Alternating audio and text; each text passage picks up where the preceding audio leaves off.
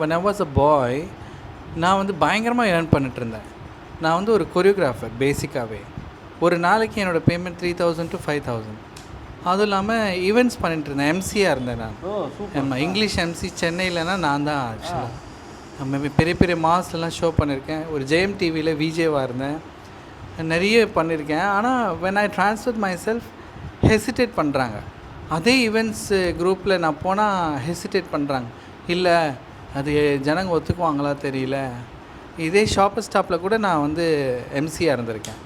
ஆனால் இப்போ அக்செப்ட் பண்ணுறதில்ல. கொரியோகிராஃபிக்கு நான் வந்து கனிமொழி இருக்காங்க இல்லையா, அவங்களோட ட்ரஸ்ட்லலாம் கொரியோகிராஃப் பண்ணியிருக்கேன். இது வரைக்கும் ஒரு 6-7 lakhs சில்ட்ரன்ஸ் கிட்ட டீச் பண்ணியிருக்கேன் டான்ஸு. ஆனால் இப்போது ஆப்பர்ச்சுனிட்டி சுத்தமாக கிடைக்கிறதே இல்லை. தி ஹெசிடேட். கூப்பிட்டு கொடுக்குறது பேசுவாங்க எல்லாமே, சான்ஸ் கொடுக்குறோம் இது கொடுக்குறோன்னு, ஆனால் எதுவும் கொடுக்கறதில்ல.